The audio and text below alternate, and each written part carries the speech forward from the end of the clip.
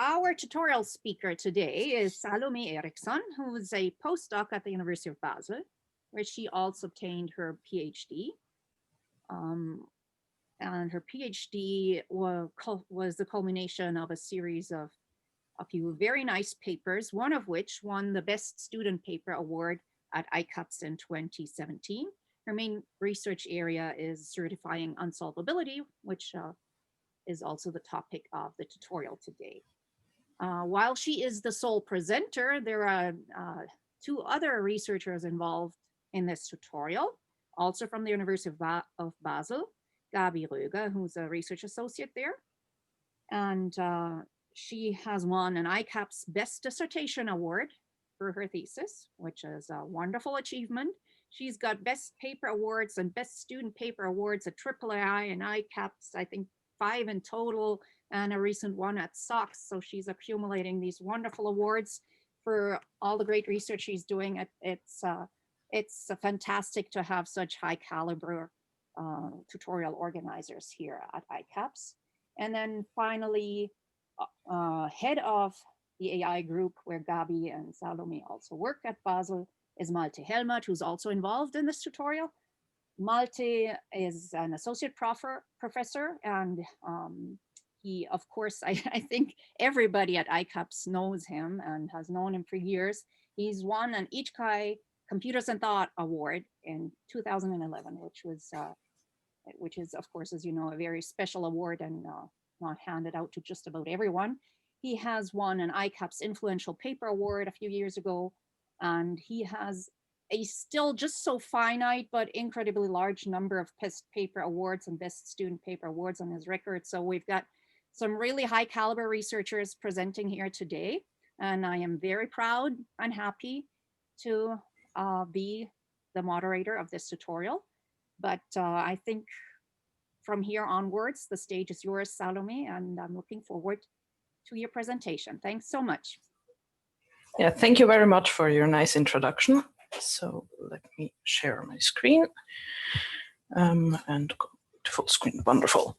So as Sandra already said, the topic of this tutorial today is certified unsolvability in classical planning. So what is this about? First, just a very brief introduction. What is the goal of this tutorial? So ideally, you would learn about what different levels of correctness guarantees we can give to algorithms. And also, more specifically for classical planning, how we can create one of those correctness guarantees that is called certificates, and specifically for the case of unsolvable planning tasks. These two topics will be making up the first half of this tutorial. And then the second half of the tutorial is a bit more hands-on in the sense of there I will show some examples how we can actually turn our planners into certifying algorithms. So that is, in a way, the biggest hope that you learn a little bit how you could do that with your own planner. A little bit about you. So we hope that you are familiar with classical planning. And ideally, there are also a couple of planner developers here. I think I have seen a few already. So as I said, we would like to give you an idea how you can certify your own planner. And about us, Sandra introduced us already, just so you see our faces once more. Then let's get started with the first topic called certifying algorithms. And I want to motivate this section with a small example. So let's assume you are the CEO of an ISP company and you want to build antenna towers for the new upcoming 5G network. So you go to an antenna supplier, and since they are experts in their field, you ask them, well, what do you think? How many towers do I need? And they will tell you, you need at least X amount of towers. And they even show you, look, we have made this tool, the tool has made calculations. And if we tell that tool to try it with less than X towers, the tool will simply say, not possible. So you have now two options. You can either just blindly trust that tool, but you might also think, well, the antenna supplier probably is interested in trying to sell me as many towers as they can. So maybe it would be smart to demand some kind of correctness guarantee that we know actually that their tool is actually working as intended, that it's really calculating how many towers that you need. So how can we do this? How can we verify that an algorithm is correct? Of course, what we all know is a theoretical analysis. That is what you usually see, these correctness proofs that are in papers. But on the implementation level, it's of course something different, as we've certainly all experienced. Bugs are plentiful, and we want to somehow combat that. So we have different options how we can verify the correctness of our implementation. The one you're probably most familiar with is some form of unit tests. So meaning you just try out some specific inputs to your program where you know what the output is supposed to be, and you check if that matches actually. Then the concept that I will focus on here is called certifying algorithms. And the idea there is that each input will get tested on correctness exactly when you want to calculate it. So you have, for the current calculation, you have some form of correctness guarantee. An even higher form of correctness guarantee would be theory improvers, because they can actually prove that the program will run correct for all possible inputs. But as you can also see on the background of this table, there are certain trade-offs. Unit tests, for example, they're fairly easy to do, but it's very easy to miss bugs because you're just testing a small amount of possible inputs. You're trying to test a bit the corner cases and so on, but you will never cover everything.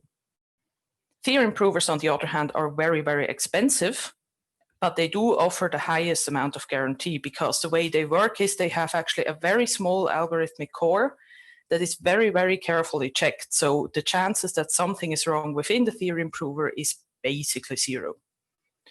Certifying algorithms, as the third option, they kind of try to strike a balance between trust and effort. So they give more trust than unit tests, but they are also a bit easier to actually implement than using theory improvers. So what is actually a certifying algorithm? It's a concept that was introduced by a paper with the same name from McConnell et al. And to quote them, they say, a certifying algorithm is an algorithm that produces with each output a certificate or witness that is an easy to verify proof that the particular output has not been compromised by a bug. So the idea is that you then take this certificate a verifier to see if the certificate checks out. So the algorithm might still contain bugs, but at least we know that the current output according to this certificate is very highly likely to be correct.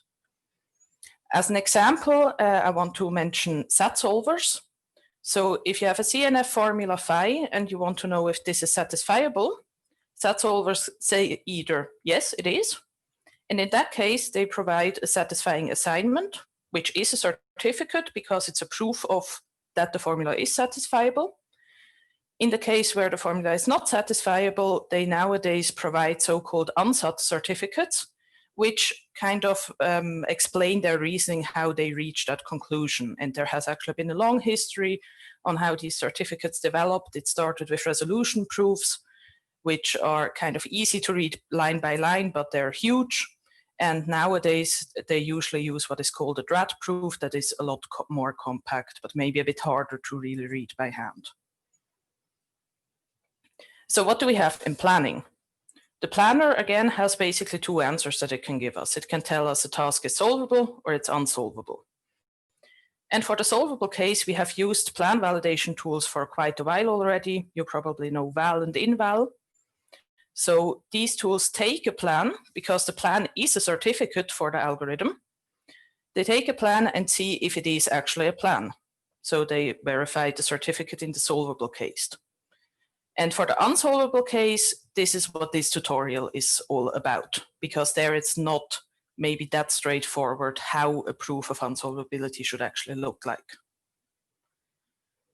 When we started working on this topic, we defined certain guiding properties that we want these certificates to have, so they are actually also practically useful. The first property is, quite obviously, they should be sound and complete, meaning that we can create a certificate whenever a task is actually unsolvable. The second thing that we want is that they should be efficiently generated, and efficient is now, of course, a bit the question, what does that mean? We decided to just say it should incur only polynomial overhead to the planner. That can still mean significant overhead, but we definitively don't want the overhead to be exponential. On the other hand, we also want the certificates to be verified efficiently. And there we measure efficiency in terms of the size of the certificate. So if you have a small certificate, it should not take hours upon hours to verify. So it should be at most polynomial in its size, the verification time and memory actually also. And lastly, we would like this certificate to be general, meaning that a wide variety of planning techniques can produce such a certificate also with these efficient generation and efficient verification properties. A last point I want to make is that I mentioned before, certificates must be verified. And usually that's a software program. But again, we have an algorithm that could have bugs. So what do? Well, obviously we verify the verifier, but the verifier might have bugs. So we need to verify the verifier. And you see the problem, this ends up in an endless loop. And at some point we actually need to be able to trust something, because we cannot be 100% sure. And the good news with this dilemma is that verifiers are actually usually simpler than the original algorithm. As you will also see later, the verifier that we implemented is very small compared to today's planning systems. So what we can actually do is just give the verifier the highest form of correctness guarantee that we have. So we verify the verifier with theorem provers. And for solvable planning task, Mohamed Abdulaziz and Peter Lammich actually did exactly that. They created a formally verified validator for classical planning problems and solutions. Now, before I'm going to present our certificate type that we introduced, I want to talk a little bit about proof systems because our certificate is built upon that. Proof systems are ways of proving things, obviously, and they are built on axioms and inference rules. Axioms is, in a sense, a certain tautology. It's something that within the proof system we just take as given. No conditions, no questions asked, this is always true. So in propositional logic, we might, for example, have an axiom like A or not A. One of those two is always true.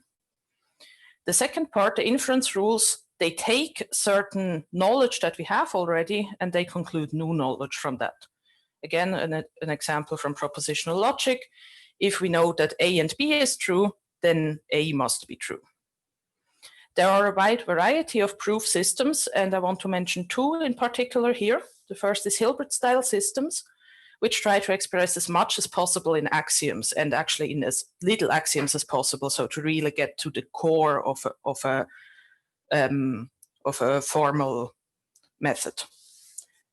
On the other hand, natural deduction rather focuses on inference rules. It was first proposed by Gerhard Gentzen, and it was actually created because he did not really like these type of Hilbert-style systems because they seemed, when you see a proof in these systems, it doesn't seem very intuitive because it is so minimalistic.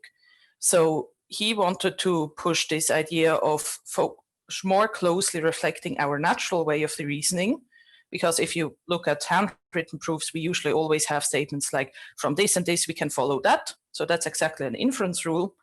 And thus he came up with the concept of natural deduction.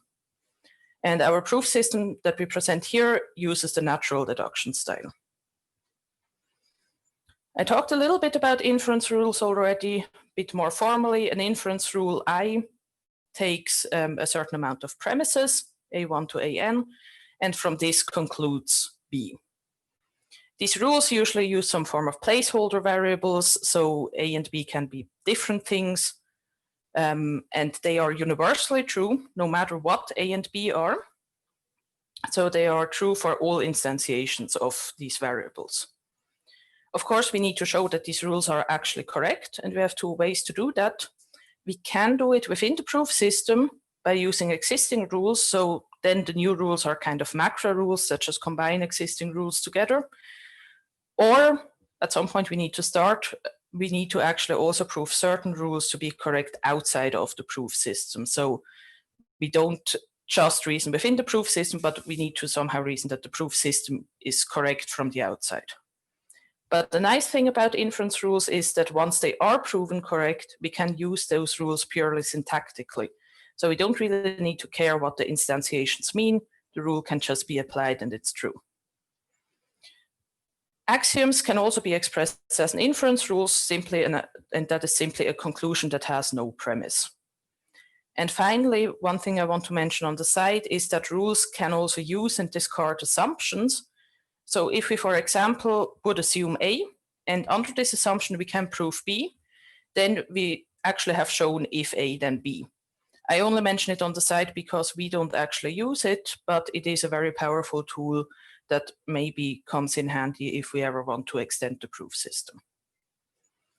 And to give you a bit of an example how such a proof system can look like, this is a very abstract proof system. So we're just talking about some symbols. They have absolutely no semantic meaning. And I just want to show you how a proof in such a proof system looks like. So our goal is that we show circle. And if we look at our rules, well, we don't know anything yet, but we see we have one axiom, that is rule B. So the first thing we can do is that we deduce diamond from rule B, because that doesn't require any premises. Now that we have diamond, we can apply rule C and we can deduce star. So we apply rule C with the knowledge of statement number 1, which is this here. Then we know that star is true. Next, we have now diamond and star, so we can apply rule A. So from A with star and diamond, we can deduce box. And finally, we can deduce circle with rule D from number 3, which is box, number 2, which is star, and number 1, which is diamond. Now, of course, these inference rules don't really match what I said before about placeholders. They are really just a very small example for how such a proof system works. And you will see later what I mean with placeholders when we get to the unsolvability proof system, which is actually right now. So we want to create some certificates of unsolvability. And why did we think about using a proof system for that? So we first actually had a different attempt. We were thinking, okay, what is the essence of an unsolvable task? And if you look at this small example problem, you can say, okay, you know, we have from the initial state, you have a certain amount of states that you can reach. And at some point you can't continue on. And the goal state, there is no goal state among those states. So basically we can say that this set S that you see here is a form of an inductive set. It's if you apply any action to any state within this set, you won't be able to get out of the set. And based on this observation, we defined a first attempt of an unsolvability certificate that we called inductive certificate. And that basically says an inductive certificate for a strips planning task is a set of states S, which has 3 properties. The initial state must be an S. S cannot contain any goal state. And this informally what I described with you can't get out of the set, more formally you can say the progression of S with all actions is a subset of S itself. So this notation here I'm going to use quite some time. This really means just all states that you can reach if you apply an action from A to any state of this S here. Now, the problem with this attempt becomes apparent once we take a closer look how planners actually show unsolvability, because the planner needs to somehow create this certificate. So if you think about, we have here our nice planning problem, the initial state, the goal state. Let's start running our planner, and it probably first does some form of pre-processing, be that some task transformation or whatever. And actually in this pre-processing, it already throws out a lot of states. So if you think about, for example, planners that use some kind of SAS plus transformation, so it recognizes already that a lot of states are actually not interesting in our search space. Then we start our search. So we have here our blue set, that's the set of expanded states. But if we use, for example, heuristics, during the search, we meet states that we actually choose to not expand because our heuristic tells us these states are dead ends. So the heuristic knows, we can't really reach anything interesting from these states. So we don't bother expanding them. We consider those states and all successors of these states as uninteresting. So the search continues on. And at some point, we have, for all states in the planning task, either decided this state is uninteresting, or we have actually expanded it. But as you see, this set that we have here, this blue expanded set, first of all, it's not that easy to describe. And the more bigger problem is it's actually not inductive anymore. Because as you remember, we had, for example, here somewhere we have dead-end states where we can get to and where also we can reach more and more states. But we just chose not to because the heuristic told us these states are uninteresting. So the uninteresting parts of the search space get pruned in an incremental fashion, and later pruning steps can actually also use knowledge from previous steps. And distilling all these steps into one singular argument is difficult. So this is why we decided that proof systems can actually capture this type of incremental reasoning way better. And this is why we decided to work with proof systems. For defining our proof system, we first need to talk about what does the proof system actually talk about, what is of interest to it. So what are the objects of the system? And we have two types of objects. The most important is, of course, state sets, as we had before already with the inductive certificate. We are going to argue a lot about state sets, and they can be represented in a variety of ways. We mostly worked with BDDs, dual horn formulas, 2CNF formulas, and also explicit enumeration. But there could, of course, be many more formalisms that we can consider, and depending on what we want to do, one formalism is more suitable than the other one. And the other thing we consider is so-called action sets. These are, just sets of actions, and these are actually just represented as an enumeration of all action IDs that are in the set. Since actions are usually, even if you have a couple of hundred actions, that's not too hard to represent by just enumerating it. Okay, but the next question is, what do we actually want to show with our proof system? How do we actually argue? And for that, the concept of a dead state is very important. A dead state is a state that where we know that no plan traverses this state. And that can be either because it's not reachable from the initial state or because we cannot reach a goal state from it, very simply said. But just in general, we know for a dead state that there cannot be a plan going through that state. So that should capture the idea of the pruned states in both directions, as I said, either unreachable from the initial state or cannot reach a goal state. So our most important type of statement that we have is that a set of states is dead. And a set of states is dead simply if all its states are dead. The second type of statement that we need a lot is that something is a subset of something else. You notice here I do not use the normal way of writing subset, and this is simply because I want to make clear when we're talking about the statement in the proof system. So the semantics of the statement is exactly the subset statement, but whenever we use this within the proof system, I use this type of subset symbol just to make clear that we are in the proof system. And of course, we can make the statement about both state sets or action sets. And the third piece, or the third type of knowledge, which is in a way the most important one, but the one that only occurs one time, is that the task is unsolvable. That is what we want to conclude at the end of each certificate. So how do we get there? We need inference rules. And I will show you not all of the rules, but most of the important ones that we defined. The first ones are all about showing deadness, so showing that state sets are dead. And there are three very obvious rules that don't require much thinking. So first of all, we can say the empty set is dead, because a dead set is a condition over all states in a set, and if you don't have a state in the set, then it fulfills this condition trivially. The second rule is called union dead, and that's again a very simple observation. If you have a state set S that is dead and the state set S prime that is dead, then the union of these two state sets must be dead as well. Third, we have the rule subset dead. That simply says if you have a state set S prime, and you know that another state set S is a subset of this S prime, then you know that S must be dead as well. Again, very easy to see why.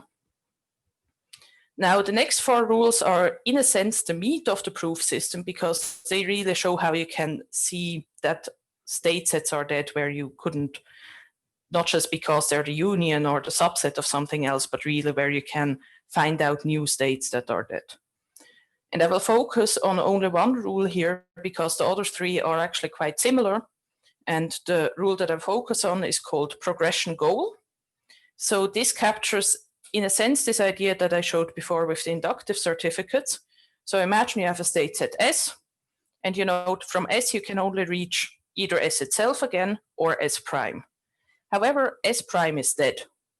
And furthermore, you know any goal state that has not been proven dead yet is not in S. So this effectively means from S you can only reach dead states or S itself. You cannot get outside of S to any live state. But all your goal states are outside of it, all the goal states that matter. So that means that S must be dead because they're simply, the only way to get out of it is to go through dead states, but then you know you can't reach a plan or finish a plan anyway. And that is the idea with progression goal, with this rule. And as I mentioned, we have three more rules that are very similar, but there are subtle differences. So we sometimes have here that the negation is dead, or that we need a negation here, and so on. They all have a very similar argument, and they all have their use cases, but I won't go into detail why these three rules are dead as well. So you just need to take my word on that, or read the proof in our papers. Then the next two rules are, again, very simple rules, and that is how each proof needs to end. So this is why they're called conclusion rules. We can conclude that a task is unsolvable if either the initial state is dead, because every plan needs to start in the initial state, and if there's no plan with the initial state, then there can be no plan, period. And the other rule is conclusion goal. There it's the same argument, just with the set of all goal states. So this SG is the set of all goal states. And again, every plan needs to end in some goal state, but if all of them are dead, then there cannot be any plan. I see there was a question.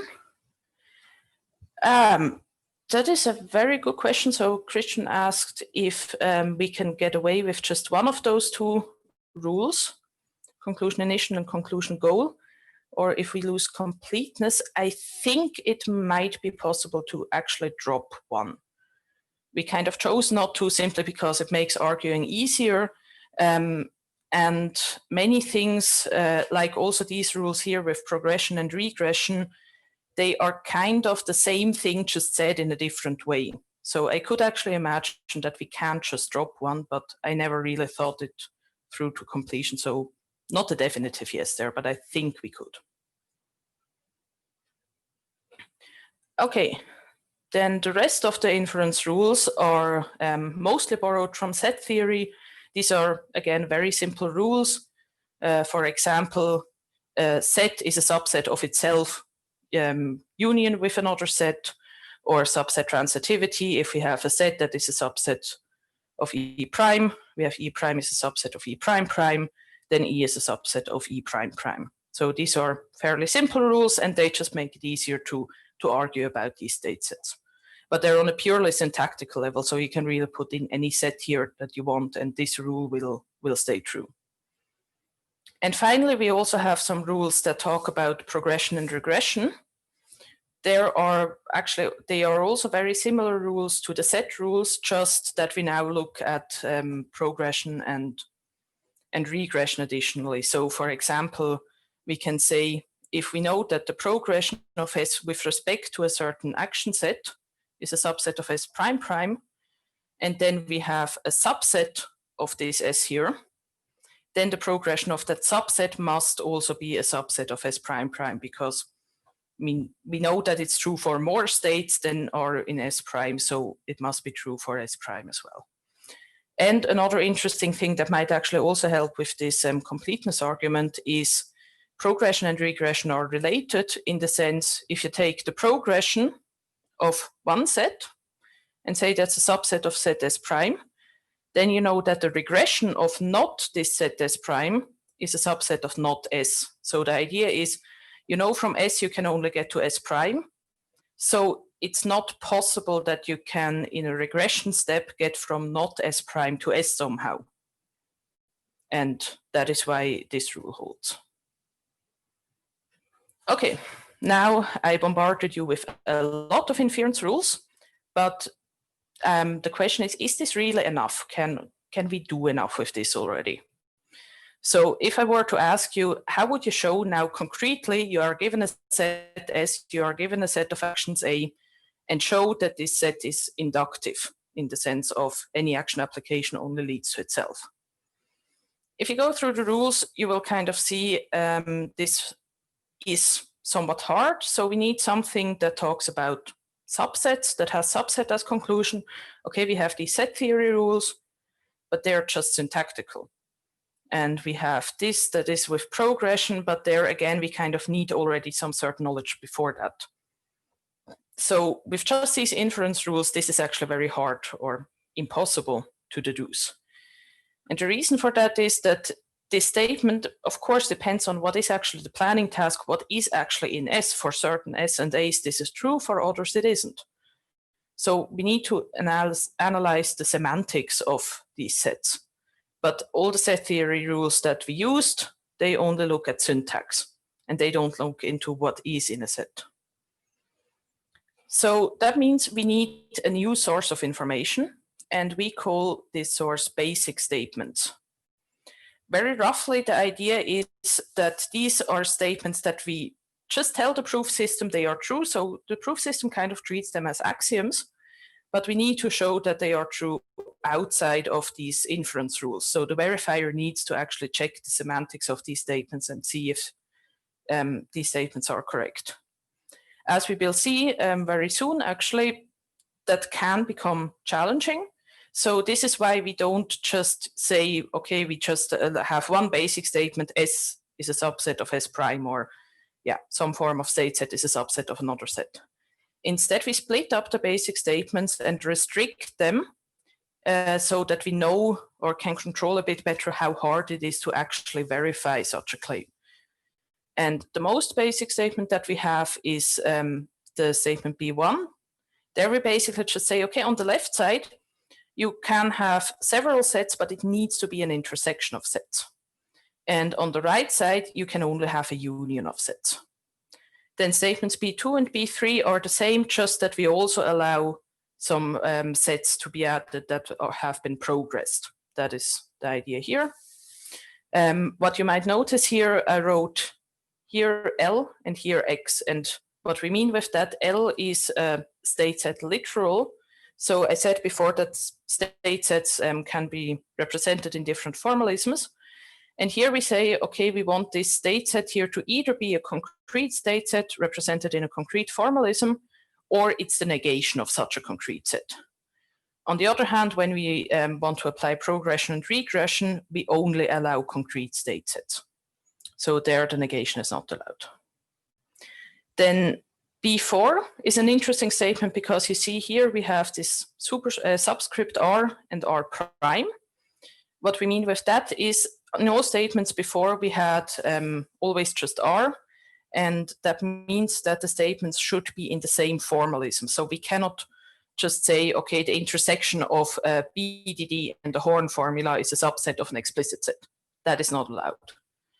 But since we want to be able to use different formalisms within the same certificate, we say, okay, we allow a very, very restricted statement of that form. And that is just one concrete set, subset of another concrete set, potentially with negation, but the two sets can use different formalisms. And then B5 is just a statement that an action set is a subset of another action set. Because that these are represented with enumeration, this is not a critical statement. To conclude this part of the tutorial, I want to come back to the guiding properties that I mentioned in the beginning. We said that our certificates should be sound and complete. And we can actually prove this for this unsolvability proof system, that it is sound and complete. So given the strips planning task, there is a proof in the proof system, if and only if the task is unsolvable. Soundness follows from the correctness of the inference rules and that the verifier actually verifies the basic statements in a correct way. For completeness, I can give you a very rough idea how a certificate can look like, and it's very similar to the inductive certificate actually. So consider the set of reachable states, or the set of states reachable from the initial state. I call it RPi here.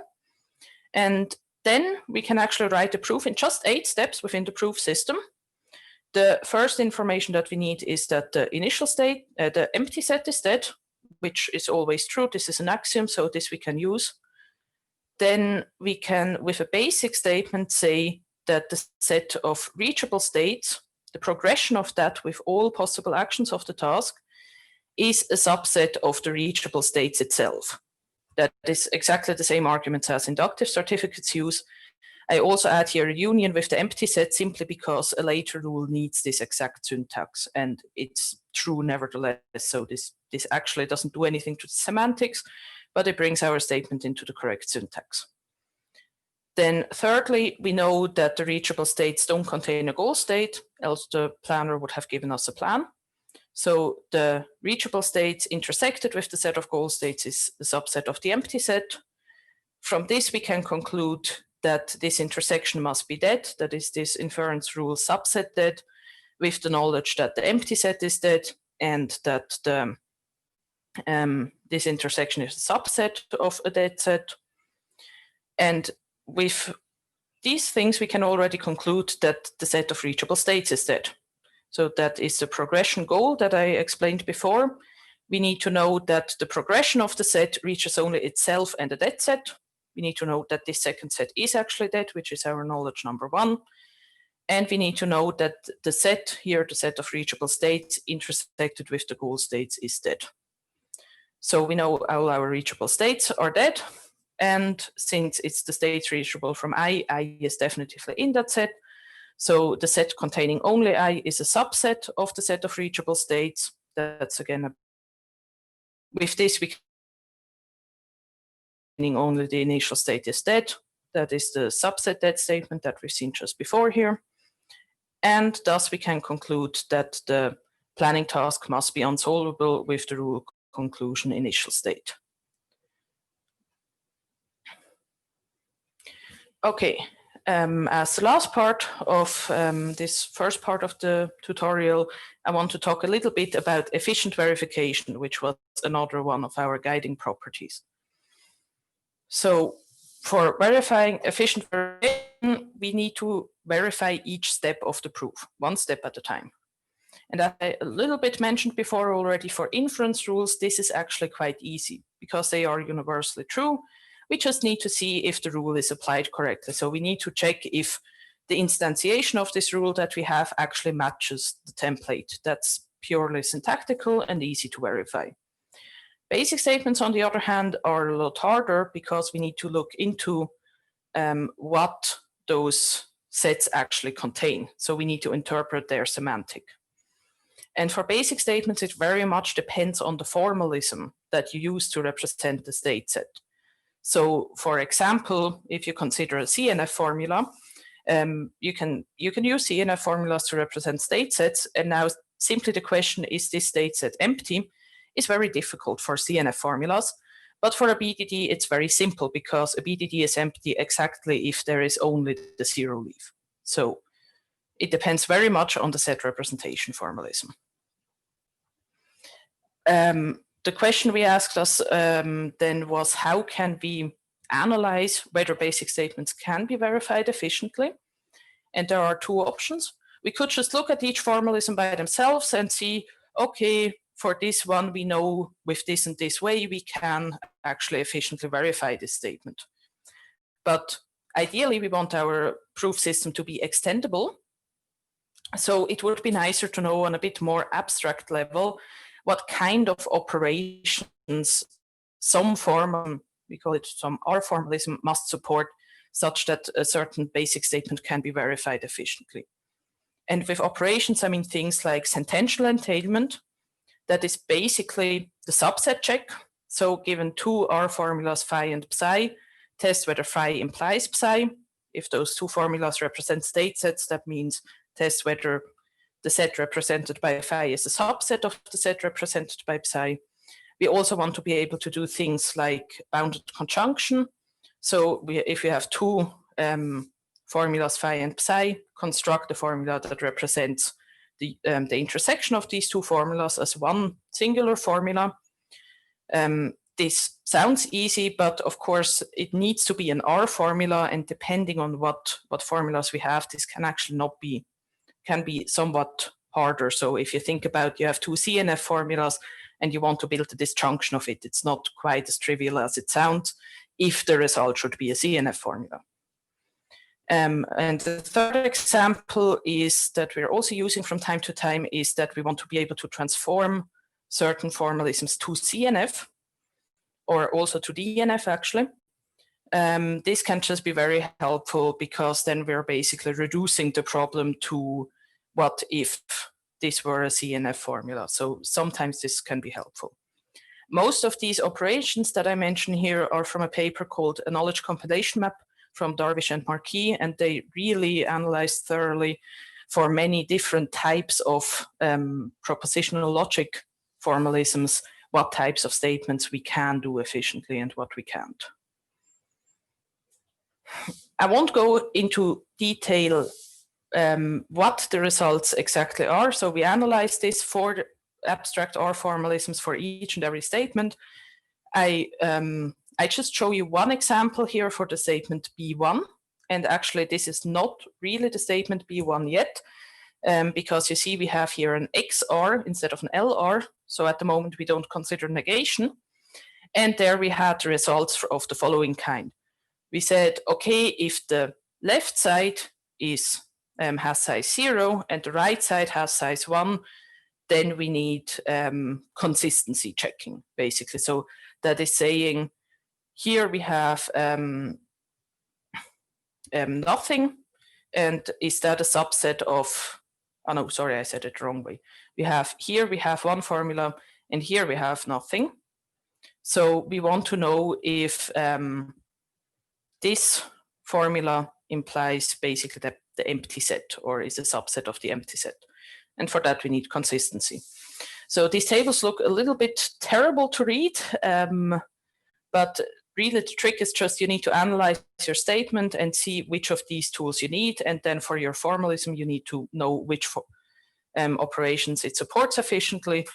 And if it does, for example, efficiently support consistency checking, then such a type of statement you can use. And there are multiple rows if there are different possibilities how to do this.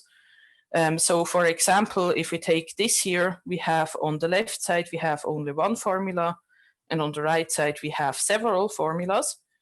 What you could do is just the union in formula terms is basically a disjunction.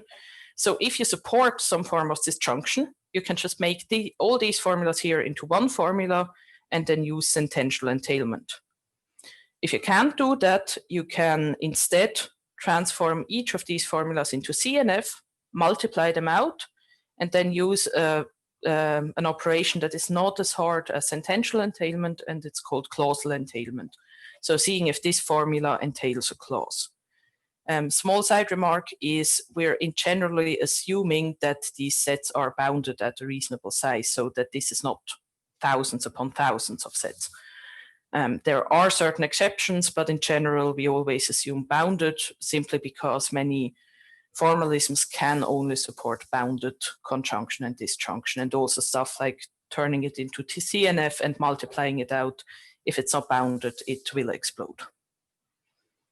So as an additional example how we can read this table, I just give you some concrete sets, or not concrete sets, but you have 5 sets and you have this statement here, and you want to know these sets are represented with some formalism R, and you want to know, can you actually verify this efficiently? And for that, you need to use actually a small trick. I said before that we didn't consider the negation yet. So here we have a negated set. What we can actually do is just move that set here to the right as a union. So instead we say S1 needs to be a subset of S3, union S4, union S5, union S2. This way we can actually get rid of the negation, and it's the same statement, like this is true if the other thing is true. So we need to, if we do that, then we need to count, okay, on the left side we have now only one set left, S1. So our intersection, we are here. And on the right side, we have more than one set left. So we need actually this type of operation. So either sentential entailment and bounded disjunction, or 2CNF and clausal entailment. For more details about this, you can read about it in my PhD thesis and also see the results for the other statements. I really just wanted to show how to read those tables, why the results are as they are. That's a little bit of a longer explanation that I don't really want to get into. But I do have one last remark. I mentioned before that we are specifically interested in stuff like BDDs, Horn formulas, and so on. So we looked at these formalisms and checked with the help of these tables, okay, what can we actually do with these formalisms?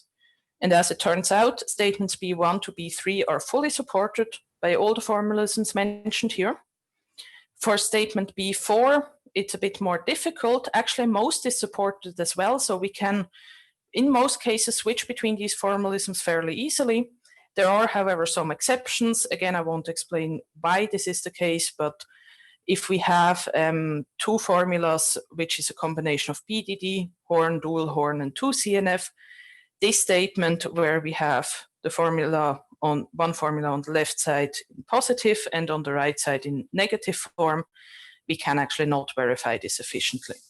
And the other notable exception is if we have on the left side a Horn formula or dual Horn or 2CNF formula, and on the right side a BDD, we can also not verify this efficiently.